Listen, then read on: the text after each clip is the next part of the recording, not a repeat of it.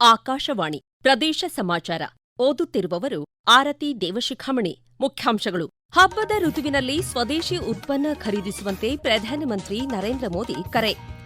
ನಾಡಿನಾದ್ಯಂತ ಸಡಗರ ಸಂಭ್ರಮದ ದೀಪಾವಳಿ, ಹಸಿರು ಪಟಾಕಿ ಬಳಸುವಂತೆ ಆರೋಗ್ಯ ಮತ್ತು ಕುಟುಂಬ ಕಲ್ಯಾಣ ಇಲಾಖೆ ಮನವಿ. ಅನುದಾನಿತ ಶಾಲಾ ಶಿಕ್ಷಕರ ನೇಮಕಾತಿಗೆ ಶೀಘ್ರದಲ್ಲೇ ಕ್ರಮ ಕೈಗೊಳ್ಳುವುದಾಗಿ ಸಚಿವ ಮಧು ಬಂಗಾರಪ್ಪ ಭರವಸೆ. ಇಂದು ಪೊಲೀಸ್ ಸಂಸ್ಮರಣಾ ದಿನ. ಈಗ ವಾರ್ತೆಗಳ ವಿವರ.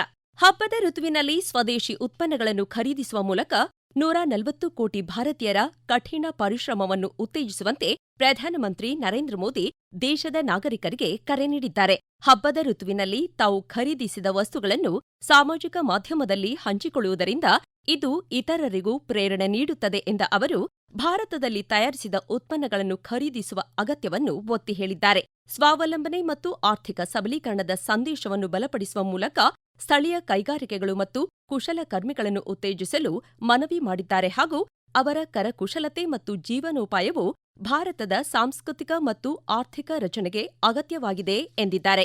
ನಾಡಿನಾದ್ಯಂತ ದೀಪಾವಳಿ ಹಬ್ಬವನ್ನು ಸಡಗರ ಸಂಭ್ರಮದಿಂದ ಆಚರಿಸಲಾಗುತ್ತಿದೆ. ಇಂದು ಅಮಾವಾಸ್ಯೆ. ಸಮೃದ್ಧಿ ಹಾಗೂ ಸಂತೋಷಕ್ಕಾಗಿ ಮಹಾಲಕ್ಷ್ಮೀ ದೇವಿಗೆ ಪ್ರಾರ್ಥನೆಯನ್ನು ಸಲ್ಲಿಸಲಾಗುತ್ತದೆ. ಪ್ರೀತಿಯ ದೀಪವನ್ನು ಪ್ರಜ್ವಲಿಸಿ ದುಃಖದ ಸರಪಳಿಯನ್ನು ಮುರಿದು ಸಂತೋಷದ ಹೊಳಪು ಹರಡಲಿ. ಲಕ್ಷ್ಮೀ ದೇವಿಯ ಕೃಪೆಯು ನಿಮ್ಮ ಮನೆಯನ್ನು ಸಂಪತ್ತು ಮತ್ತು ಸಂತೋಷದಿಂದ ತುಂಬಲಿ. ಈ ಬೆಳಕಿನ ಹಬ್ಬ ನಿಮ್ಮ ಹಾಗೂ ನಿಮ್ಮ ಕುಟುಂಬದವರ ಜೀವನದಲ್ಲಿ ಸುಖ, ಶಾಂತಿ, ಸಂತೋಷ, ಆರೋಗ್ಯವನ್ನು ನೀಡಲಿ ಎಂದು ಕೇಂದ್ರ ಸಚಿವ ಪ್ರಹ್ಲಾದ್ ಜೋಶಿ ನಾಡಿನ ಜನತೆಗೆ ಶುಭಾಶಯ ಕೋರಿದ್ದಾರೆ. ನಾಡಿನ ಜನತೆಗೆ ದೀಪಾವಳಿ ಹಬ್ಬದ ಹಾರ್ದಿಕ ಶುಭಾಶಯ. ದೀಪಾವಳಿ ಬೆಳಕಿನ ಹಬ್ಬ. ಅಜ್ಞಾನದಿಂದ ಜ್ಞಾನದತ್ತ ಒಯ್ಯುವ ವಿಶೇಷವಾದಂತಹ ಈ ದೀಪಗಳನ್ನ ಹಚ್ಚಿ ನಾವು ನಮ್ಮ ಜೀವನದಲ್ಲಿರುವಂತಹ ಅಜ್ಞಾನವನ್ನು ದೂರ ಮಾಡಿ ದೇಶಕ್ಕೆ ಬೆಳಕನ್ನು ಕೊಡುವಂತಹ ಕೆಲಸವನ್ನ ಮಾಡೋಣ. GST ಕಡಿತದಿಂದ ಸಮೃದ್ಧವಾದ ದೀಪಾವಳಿಯನ್ನು ಆಚರಿಸಲಿಕ್ಕೂ ಸನ್ಮಾನ್ಯ ಪ್ರಧಾನಮಂತ್ರಿಗಳು ಅವಕಾಶ ಮಾಡಿಕೊಟ್ಟಿದ್ದಾರೆ. ಅದರದ್ದು ತಮ್ಮೆಲ್ಲರಿಗೂ ಲಾಭ ತಟ್ಟಿದೆ ಅನ್ನುವಂತಹ ವಿಶ್ವಾಸವನ್ನ ವ್ಯಕ್ತಪಡಿಸ್ತಾ ಆತ್ಮನಿರ್ಭರ ಭಾರತವನ್ನ ಕಟ್ಟುವಂತಹ ಪ್ರಧಾನಮಂತ್ರಿಗಳ ಪ್ರತಿಜ್ಞೆಗೆ ಸ್ವದೇಶಿ ಜಾಗರಣ ಅಭಿಯಾನವನ್ನು ಕೂಡ ನಾವು ಮಾಡೋಣ ಅನ್ನುವಂತಹ ಮಾತನ್ನ ಹೇಳ್ತಾ ತಮ್ಮೆಲ್ಲರಿಗೂ ದೀಪಾವಳಿ ಹಬ್ಬದ ಹಾರ್ದಿಕ ಶುಭಾಶಯ. ಸಚಿವ ಎಂಬಿ ಪಾಟೀಲ್ ನಾಡಿನ ಸಮಸ್ತ ಜನತೆಗೆ ದೀಪಾವಳಿ ಹಬ್ಬದ ಹಾರ್ದಿಕ ಶುಭಾಶಯ ಕೋರಿ, ಪರಿಸರಕ್ಕೆ ಮಾರಕವಾದ ಪಟಾಕಿಗಳನ್ನು ತಿರಸ್ಕರಿಸುವ ಮೂಲಕ ಪರಿಸರ ಸ್ನೇಹಿ ದೀಪಾವಳಿಯನ್ನು ಆಚರಿಸೋಣ. ದೀಪಾವಳಿಯು ನಮ್ಮೆಲ್ಲ ಜನತೆಯ ಸಂಕಷ್ಟಗಳನ್ನು ದೂರ ಮಾಡಿ ಸಂತಸ ತರಲಿ ಎಂದು ಹಾರೈಸಿದ್ದಾರೆ.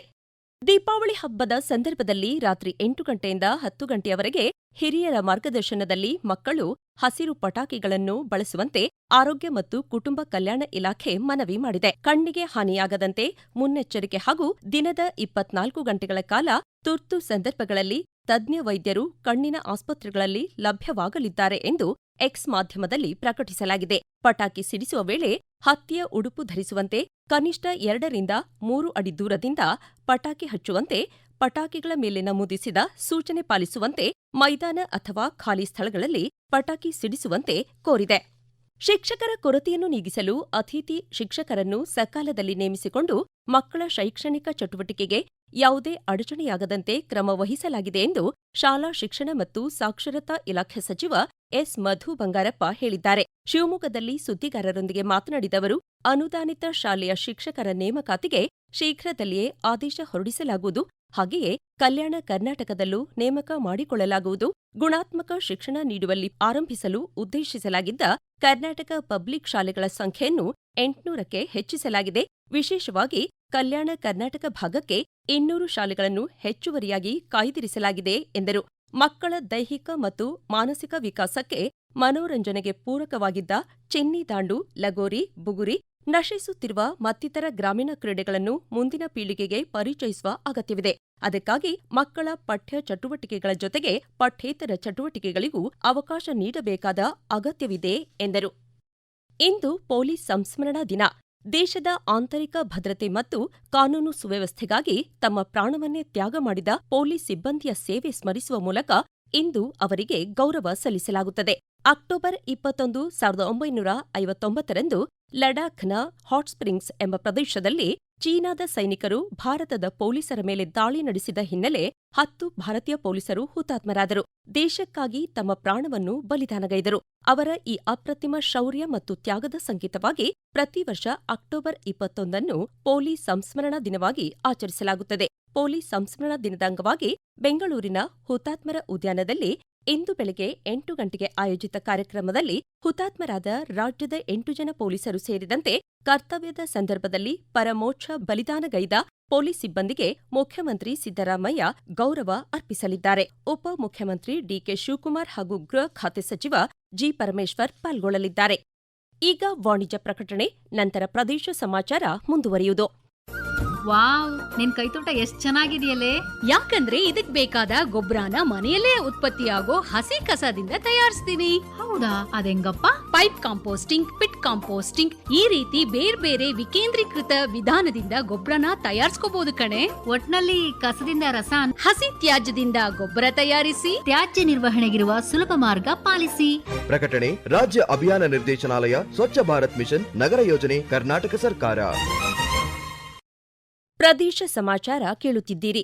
ಪ್ರಧಾನಮಂತ್ರಿ ನರೇಂದ್ರ ಮೋದಿಯವರು ಈ ತಿಂಗಳ 26ನೇ ತಾರೀಖು ಕೊನೆಯ ಭಾನುವಾರದಂದು ಬೆಳಗ್ಗೆ 11 ಗಂಟೆಗೆ ಮನ್ ಕಿ ಬಾತ್ನಲ್ಲಿ ಆಕಾಶವಾಣಿ ಮೂಲಕ ದೇಶ ವಿದೇಶಗಳ ಭಾರತೀಯರೊಂದಿಗೆ ತಮ್ಮ ಅನಿಸಿಕೆ ಹಂಚಿಕೊಳ್ಳಲಿದ್ದಾರೆ. ಇದು ಮನದ ಮಾತಿನ 127ನೇ ಆವೃತ್ತಿಯಾಗಿದೆ.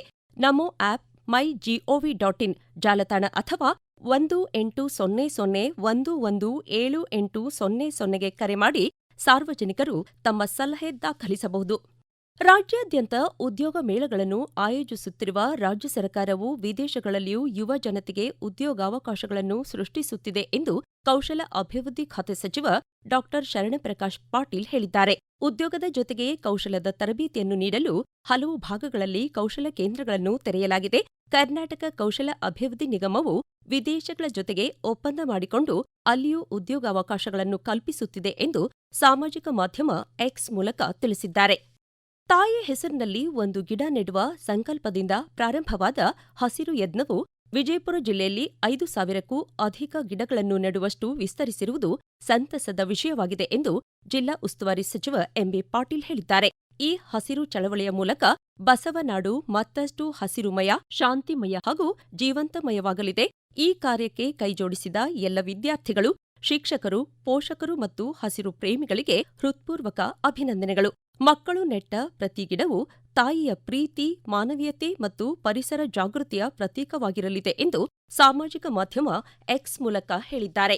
ಗ್ರಾಮ ಗ್ರಂಥಾಲಯಗಳು ಮಕ್ಕಳು, ಯುವ ಸಮುದಾಯ, ರೈತರು ಸೇರಿದಂತೆ ಗ್ರಾಮದಲ್ಲಿನ ಎಲ್ಲಾ ವಯೋಮಾನದವರು, ಎಲ್ಲ ವರ್ಗದವರು ಒಟ್ಟಿಗೆ ಸೇರುವ, ತಮ್ಮ ಅರಿವು ಹೆಚ್ಚಿಸಿಕೊಳ್ಳುವ ತಾಣವಾಗಿ ಬದಲಾಗಿವೆ ಎಂದು ಗ್ರಾಮೀಣಾಭಿವೃದ್ಧಿ ಮತ್ತು ಪಂಚಾಯತ್ ರಾಜ್ ಖಾತೆ ಸಚಿವ ಪ್ರಿಯಾಂಕ್ ಖರ್ಗೆ ತಿಳಿಸಿದ್ದಾರೆ.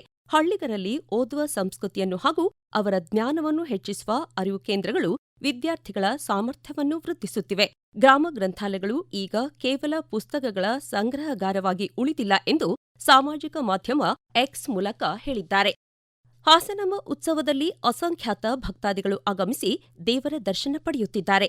ಇಂದು ಸಾರ್ವಜನಿಕ ದರ್ಶನಕ್ಕೆ ಅಂತಿಮ ದಿನವಾಗಿದ್ದು, ನಾಳೆ ಮಧ್ಯಾಹ್ನ ಶಾಸ್ತ್ರೋಕ್ತವಾಗಿ ಗಣ್ಯರ ಸಮ್ಮುಖದಲ್ಲಿ ಹಾಸನಾಂಬ ದೇವಿಯ ಗರ್ಭಗುಡಿ ಬಾಗಿಲು ಬಂದ್ ಮಾಡಲಾಗುವುದು ಎಂದು ಹಾಸನ ಜಿಲ್ಲಾಡಳಿತ ಮಾಹಿತಿ ನೀಡಿದೆ.